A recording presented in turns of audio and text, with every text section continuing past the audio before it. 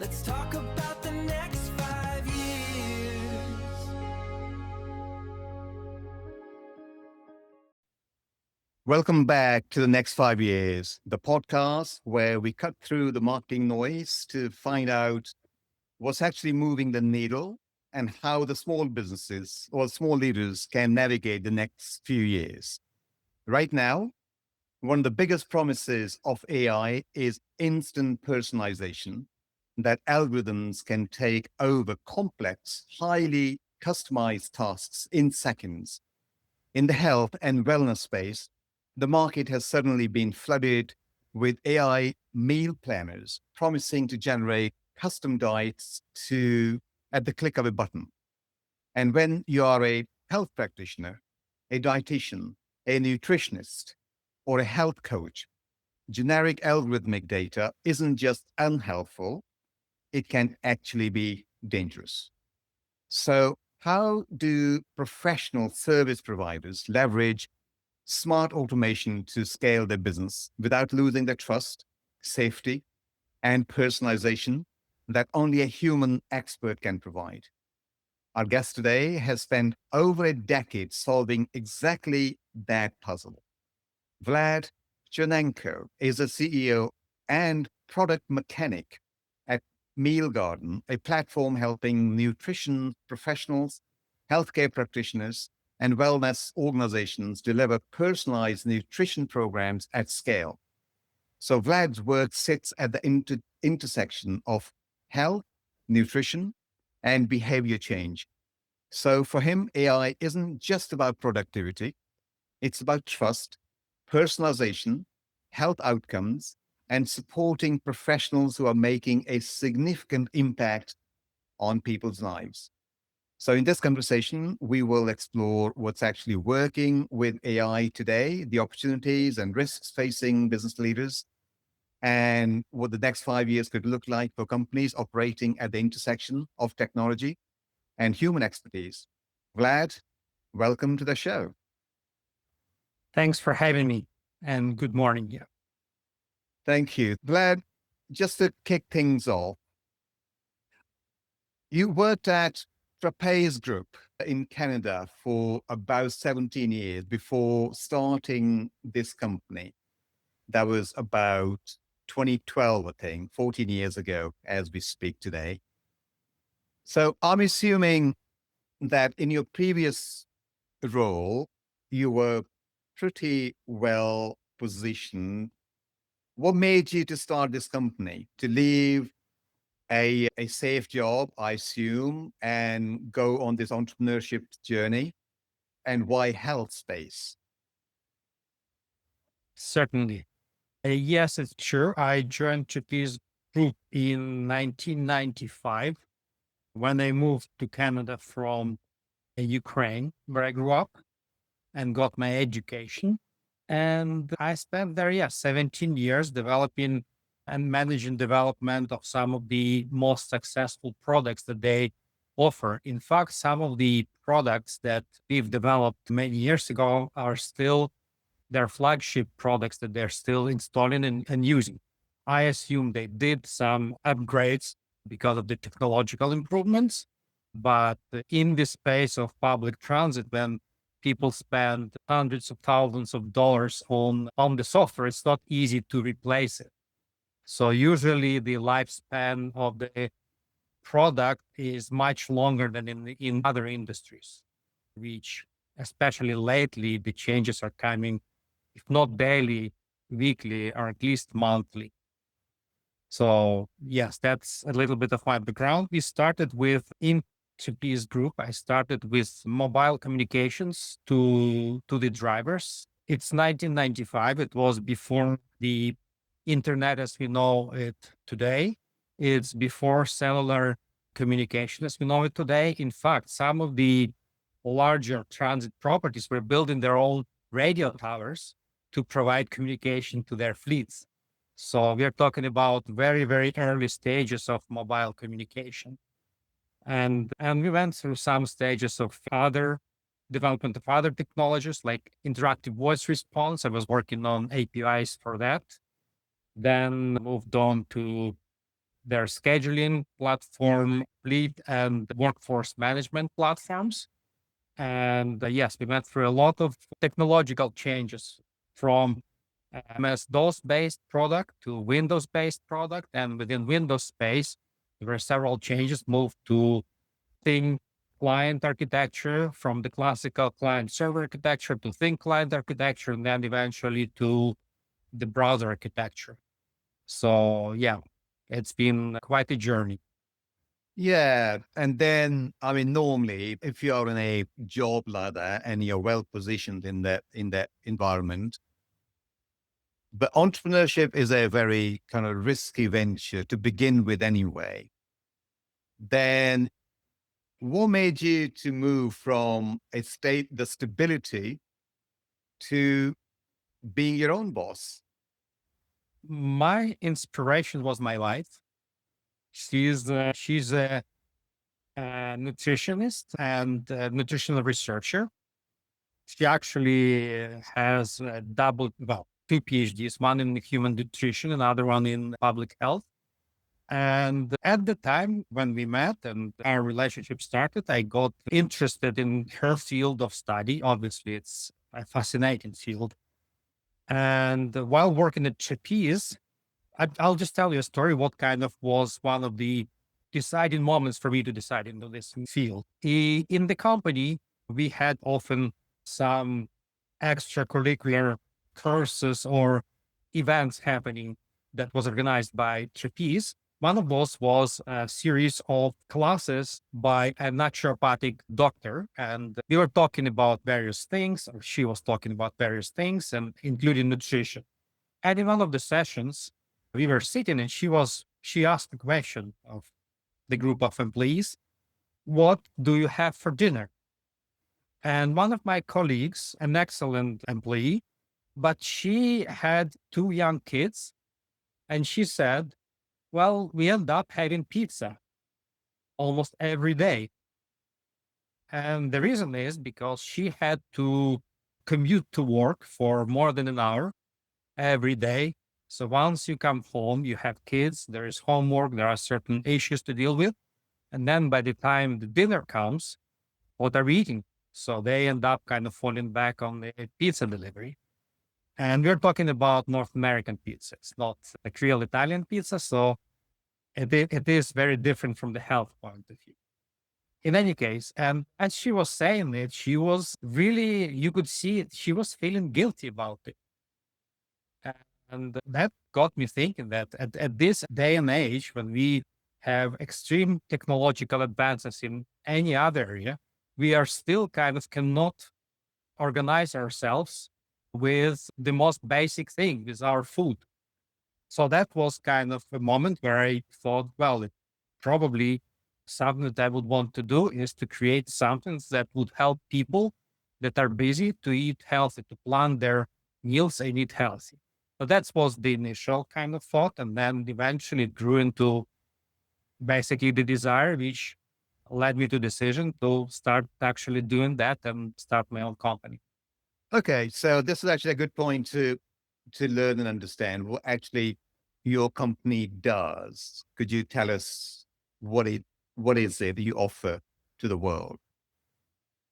Yes, currently we offer the software as a service for dietitians, nutritionists, health coaches, anybody that gives advice to their clients or patients that is based on nutrition. So the practitioner can use the extensive database of recipes. We have over 4,000 curated recipes and then over 5,000 of kind of non-curated public recipes created by our members. And also, so they can use those recipes, they can organize them in the recipe collections, they can create meal plans based on various nutritional criteria. They can create reading materials and handouts for their clients. And then they can also manage their clients, associate their accounts with certain dietary requirements, provide them with materials, with meal plans, recipe subsets that corresponds to their nutritional needs. in their turn, the clients have access to a portal where they can plan meals for themselves and their family based on their environment. And basically also, in addition to planning the meals, they can certainly have shopping lists. You have connection to Instacart to help with shopping and also report on their meals, do food logging. So all of that goes back to the practitioner and they can use it in their counseling. So So that's, basically, yeah, sorry, no, I was going to say that. So it sounds like your platform that enables practitioners to run the business, the operations of the business, if you like. that is correct. Yes. Okay, that's good. So, and also, there are also recipes there as well. So my question about the recipes is, I actually this morning I went to the Google and I typed in AI meal planner. Mm-hmm. And if you do that, Google will almost instantly will come up with maybe a dozen apps or the programs which can do exactly that. They can, all these apps can, plan the meal for you. They could do the customization, the daily micro tracking, all those bits and pieces. Now, to the average consumer, it looks amazing. Now, from your vantage point of view, you've been in the industry for such a long time, and your wife has got like 2 PhDs. So, the expertise is all in house. So, from your point of view, you're running the meal garden. What are these AI apps or the search engines they're missing that a real human health professional using your platform actually brings to the table? Well, it does depend of whether the meal plan is created by an LLM or the app has created an in-house engine for making meal plans. Of course, the question whether AI, or I would actually call probably let's call it generative AI, because as you know, AI has gone through many stages, and one can argue that an algorithmic software can be called an AI as well. So let's call it AI, which most people understand as AI today. So obviously it was on the top of my mind of, can it actually be used to create viable meal plans? Because a meal plan that we generate has to adhere to many criteria. It has to, first of all, adhere to the nutritional space that practitioner sets for the client. So the number of recipes may be limited that are available. Then it has to provide for meal breakdown, breakfast, lunch, dinner. But on top of that, the biggest challenge, it has to stay within certain nutritional ranges, caloric range, the macronutrient breakdown range, which are fairly easy to meet. I mean, it's not the easiest part, but it is possible. But then the things get tricky when you go into the actual nutrients, iron, calcium, and all this. And the more parameters, the more restrictions you put on the algorithm, the harder it is for it to come out. So none of the AI based meal planners that I tried can do that.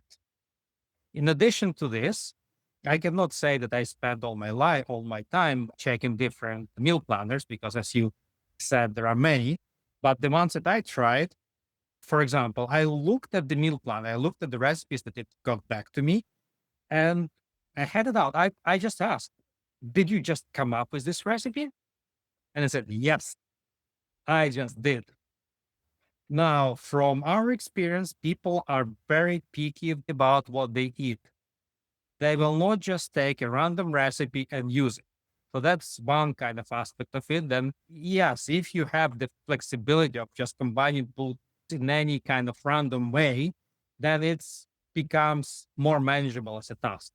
But another restriction is you have to deal with a certain recipes set, and each recipe has a certain combination and certain ranges of things. So you have to combine them. It's like putting together a puzzle, Tetris kind of puzzle in a bit more like n-dimensional space in this sense. So that's one issue. Another issue is that the LLM based meal planning does not take and does not really provide the structured data, which means that you cannot really take it in a very efficient way and use it downstream. the result comes in text, and one can argue, of course, you can take that text, you can write a parser, but that's another layer of complexity which prone to mistakes. So the practicality of it is not there yet, I believe. It is getting there. It is getting there. I'm a strong believer in AI, but it's not there yet. In fact, sorry for taking so much time, but when I looked at this issue, I actually asked ChatGPT what it would suggest as an approach for creating an automated meal planner. Can I use AI to do it? And the answer was basically that the core of the generative algorithm would be a mathematical model, not the LLM model. Okay. Now, we're talking about the data.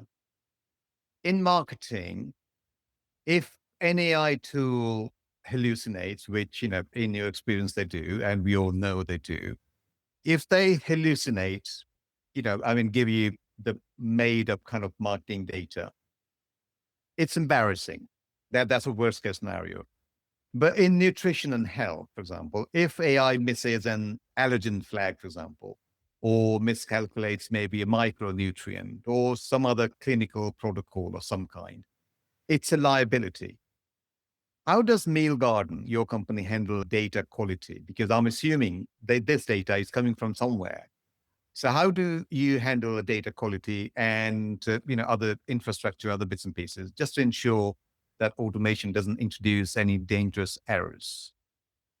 Of course, the data that we have is based on USDA foods database, which we enhanced with a variety of attributes to fit our tasks. We do some automatic tagging that is algorithmic. It's not based on AI. So everything is really deeply tested, thought through and tested.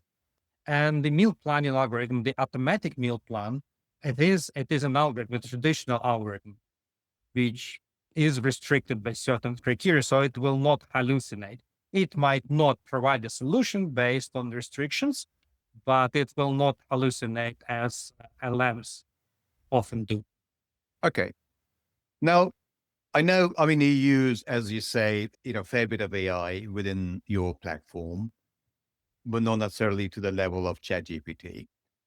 Now, these AI models, they are trained on historical kind of data, the broad web data, if you like, and they usually carry significant biases in terms of culture, body type, standard, usually Western diets, if you like. I assume your clients are based in many geographies and, your practitioner clients. And then their clients are, you know, based all around the world, I'm assuming. They come from diverse backgrounds. So I'm curious, how do you make sure that your data has no algorithmic bias in the recipes and diet plans? Or have you thought about those lines? Um, yes, of course. The thing is that meal garden does not replace a practitioner. So it's not a tool where somebody can just sign up, stamp their professional name on it, and delegate completely everything to meal garden itself.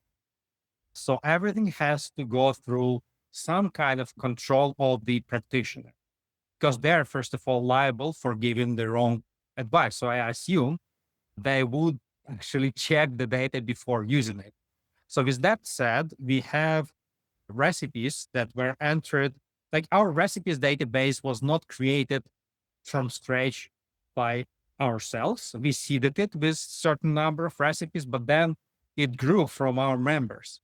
So the members from various backgrounds. Then the next layer was we had a team of dietitians reviewing those recipes, fixing out some obvious typos, errors, bringing them to certain standard. And that pool of recipes, which is about more than 4,000 recipes right now, is what we call reviewed, meal garden reviewed recipes, but they come from various backgrounds. So a practitioner that serves certain client, a certain set of clients, has the freedom of selecting the subset of that recipe base and working within that subset that serves particular client base. Of course, every recipe that we review has accurate nutritional data, which is based on USDA database, and that we make sure of. But then the final delivery to the client really is up to the practitioner. Fair enough. That's fine. So you can't replace the humans yet anyway at this point. Now, you're a business, and I'm sure you interact with lots of other businesses, especially when it comes to AI. So my question is, you know, we talk about algorithmic bias, and I was curious, other businesses, they not necessarily they operate in the health space, which you are in. They are also getting recommendations from AI for their own clients. I was just curious on how you view or your insights on how they should avoid those biases when they are getting the advice from AI and giving them to their own clients. Do you have any insights on that? Any views how they should do that?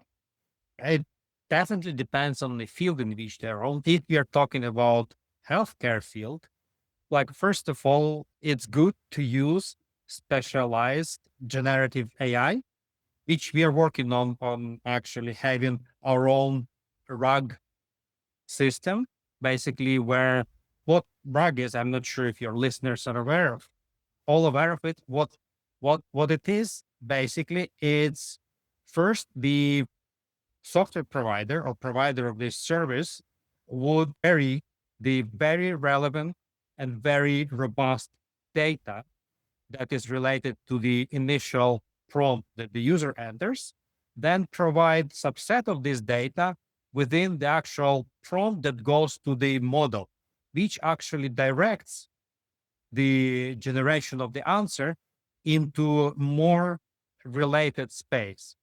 So when we are doing our augmentation of LLM queries, we use only scientifically proven and referenced material.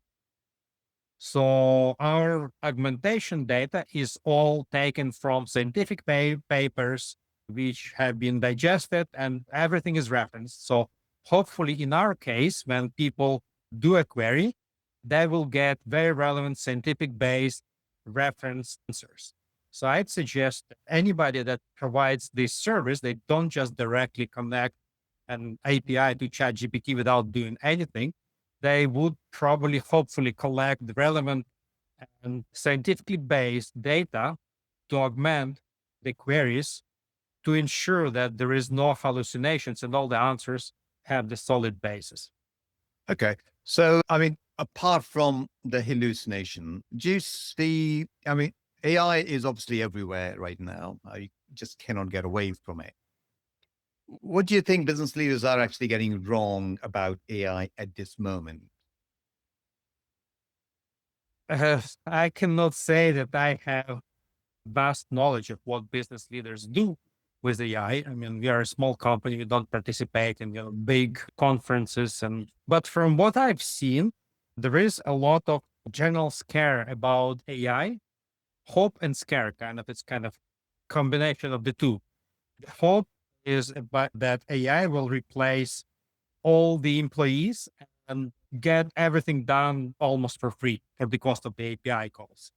On the other side, people are scared that the AI will replace everything, that it will replace traditional software. And so from my own experience in our company, AI is a tool that empowers your staff, empowers people. So you get much, much more productive, which of course means that you would need less stuff, probably, but you would need probably highly qualified staff that are able to evaluate, to work with AI, to create prompts that make sense, that actually make AI provide output that is required, and also evaluate the responses. I do not believe that in any near future we'll be able to take just anybody. Let's say that a lawyer who never saw a computer in their life would just go and type something and then on the output receive a beautiful functional, bug-free app that everybody can use.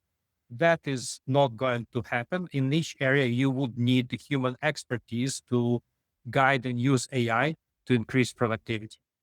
So, so it sounds like what you're saying is there are going to be job losses, but not as many as people think, or did I get this wrong?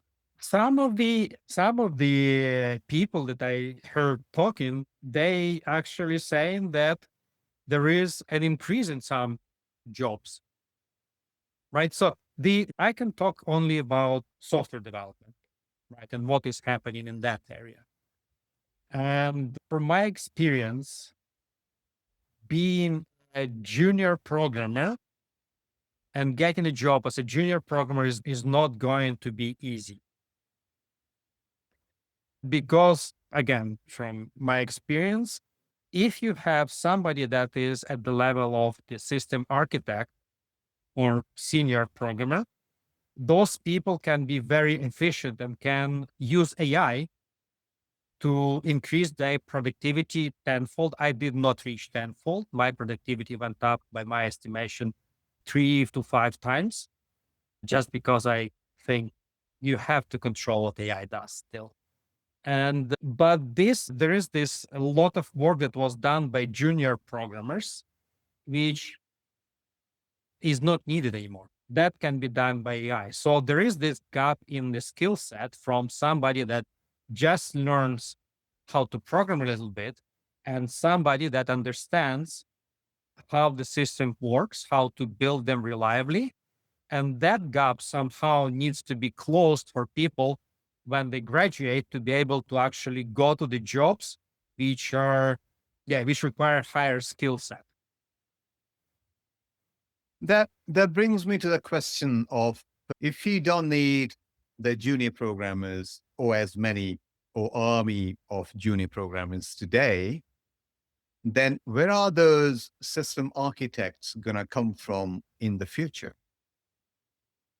I think, like, first of all, there are, okay, sorry, I'm just reshaping my thoughts a bit. In the past, it was unlikely that somebody that comes from university with a software engineering degree to your company, that they will just come to your workplace and be productive from day one.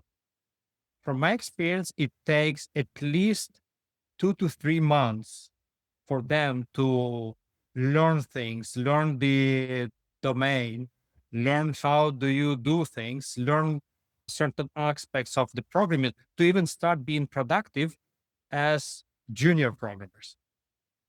So there was already a gap between the education and practical aspects of getting the job done in the real world. So that gap is just changes. So the focus probably should be on getting those people and giving them knowledge that allows them to be more efficient in the system architect or a senior development like roles, where they actually can efficiently control the AI and control the output of the AI.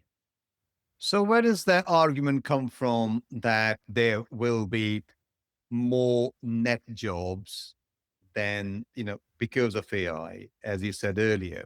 So people are saying that there will be more jobs will be generated. Who are those jobs? Where are they coming from? What do they look like?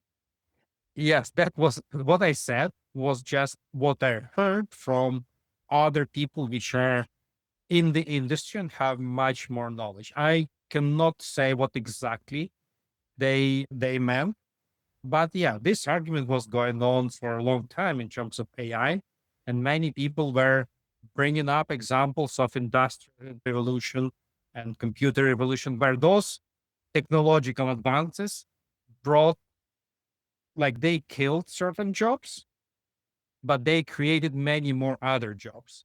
So with AI, it is quite possible that we don't really know what kind of jobs will emerge in the future.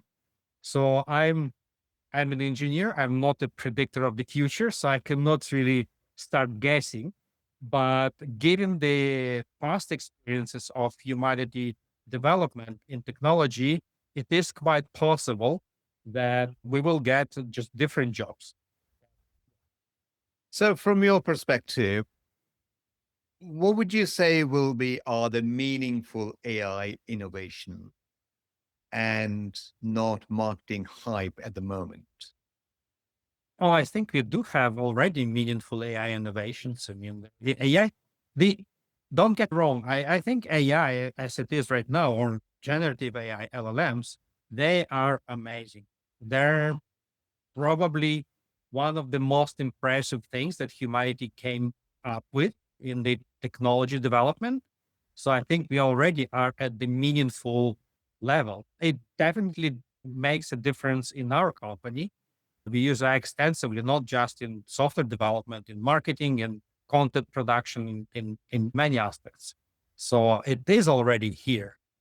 And I do think that it's going to get even better. I do not know whether we reach the AGI anytime soon. I'm a bit pessimistic about how close that will happen in time, but it is meaningful already and it is very useful. It So, just AGI, people so shouldn't people shouldn't be scared of it. That's for sure. yeah, so just AGI being the general Yeah, intelligence. yeah, human level intelligence. I mean, yeah, But that in every aspect, because in certain aspects, LLMs are smarter than humans, but there are many tasks that we perform every day, which are extremely challenging for the AI. many business owners out there, they are not the technologists like you are, but they still have the business, small businesses. They feel the pressure of adopting AI. What would your advice be to those people who don't know where to start? Everything that these people like, I would start with most obvious, probably areas. Marketing is one of them, content generation, social media presence. Those things can be easily automated with AI and they will be not hard to learn.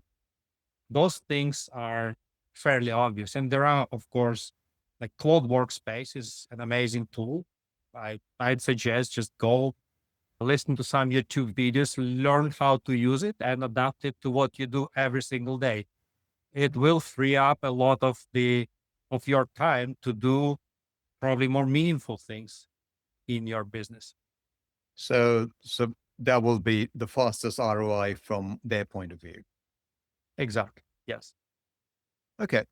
So what would you say? I mean, apart from the content and the people starting out, what will separate the companies, the companies will separate the successful implementation of AI from those who are struggling to implement AI within their business? I mean, they have the full intention. They are spending money on implementing AI within their business. They understand the importance of AI, but some companies are doing really well because of it.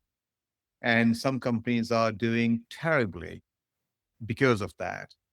So where would you say, do you have any views on where those companies might be going wrong? I do not have that wide knowledge to kind of provide system wide analysis, but I guess I'll just focus on the software development area. Sure. From what I've heard, there are two kind of extremes. One extreme is a denial that AI is a viable tool and is helpful in productivity. And those underutilizing AI will incur higher costs because they will still rely on more of the human workforce than which is not as productive as the one that utilizes AI. So that's one kind of danger of underestimating AI. Another danger is of overestimating AI. Like I've heard some people that are boasting that they're generating 100,000 lines of code a day. And from my experience, that is not a good thing. It's not about lines of code, it's about quality of code and whether that code actually does what it's supposed to do. So it needs to be used as a tool, but as a very tightly controlled tool. So people that understand how to work with it need to give it tasks. And then at each step, at each of the tasks, there has to be very tight control of what is produced. So basically, there are two extremes, which I think might be dangerous because either of them will incur higher costs. First one in the production, and another one is in the maintenance. And yes, so everything in between probably would be okay. Okay. Coming back to the health space or your business, health is obviously one of the the big kind of vertical, if you like, which is being the AI is most likely to show what it can do in terms of health.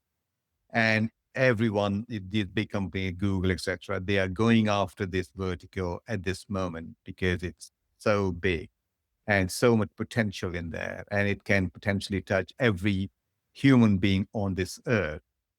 My question is, with the increasing involvement of AI in this space, would you say the business model of those professionals, the advisors in this space, that might change going forward? Because at this moment, those advisors are more like in the information space. They provide information, they customize information, but that information could be readily available to their clients from AI anyway going forward. Do you see their business model might change or will remain the same?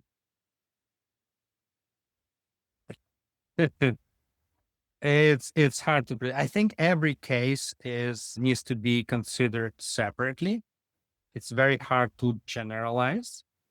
I think for a while you would need a human in the loop because you need to know what questions to ask and you need to know what exactly to look at. Yes, AI can provide vast amount of information, but whether that information is really relevant to you, that is a big question.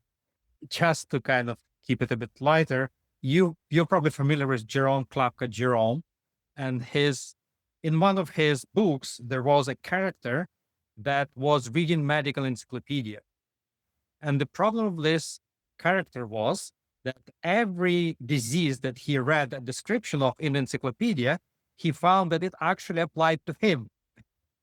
So one day he had this disease, another day he had this disease, and maybe multiple diseases at the same time in the same day.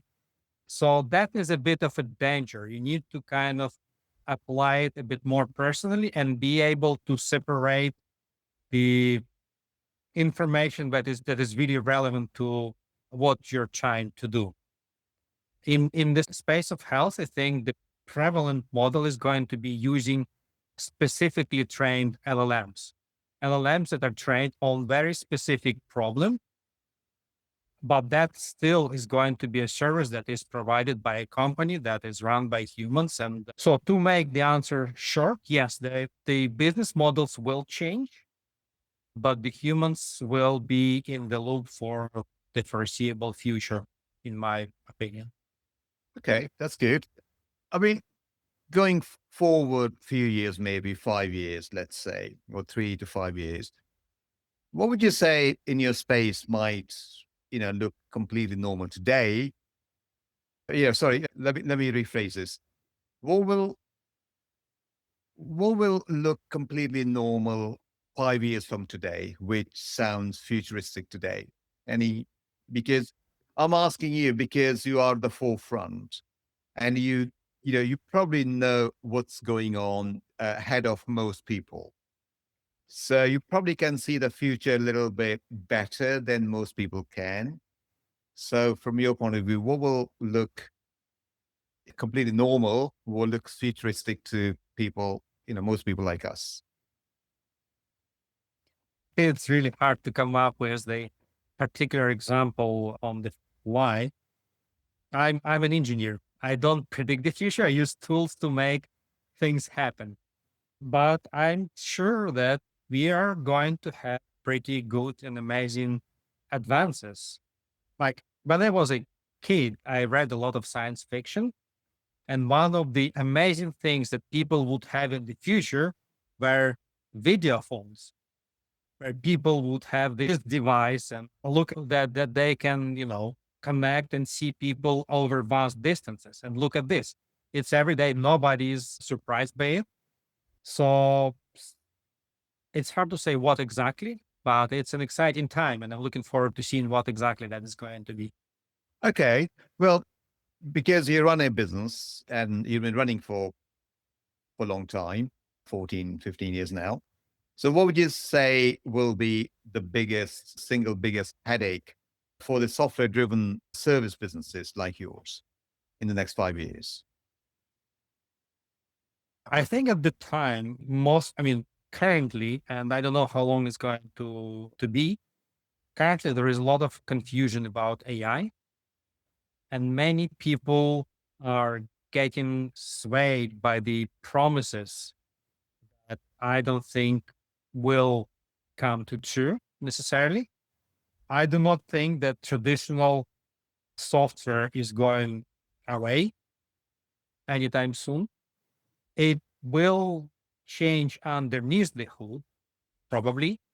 But when it comes to solving the actual problems that a company or a human has, that will stay very similar. Maybe the software will get better at understanding voice driven commands. I mean, it does already now, but at a very limited level. So maybe the interaction with the computer will improve and we will not have to actually try to fit our fingers into very small letters on our keyboard on the phone. But yes, as I said, it's very hard to predict. I didn't really think about it that much.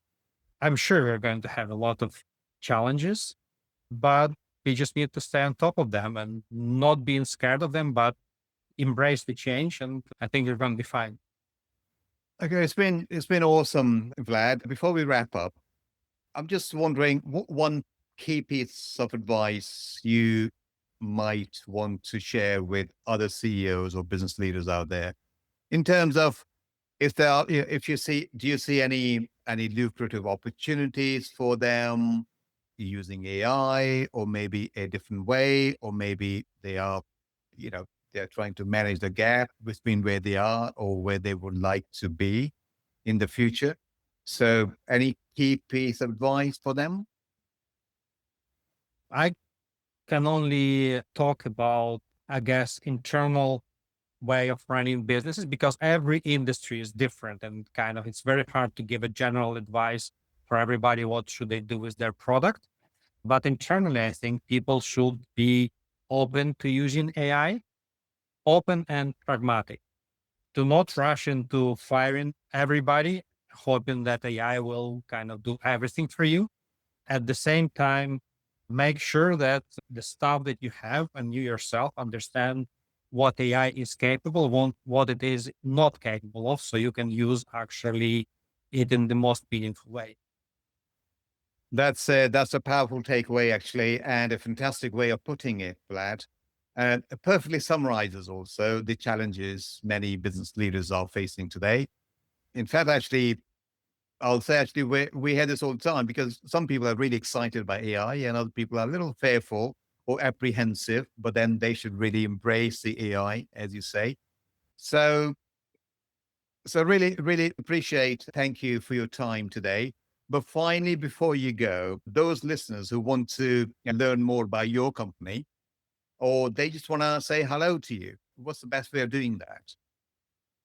The best would be to go onto our website and connect through there. The website is mealgarden.com. And yes, and there is a little pop up at the bottom, which they can use to contact us. I'm aware of every single communication that goes through there. So yes, if they need to get in touch with me, that's the best way. That's fantastic, Vlad. Thank you very much for your time today. And we wish you the best of luck for your company going forward and keep doing this great work. And thank you for coming to the show. Thank you for inviting me.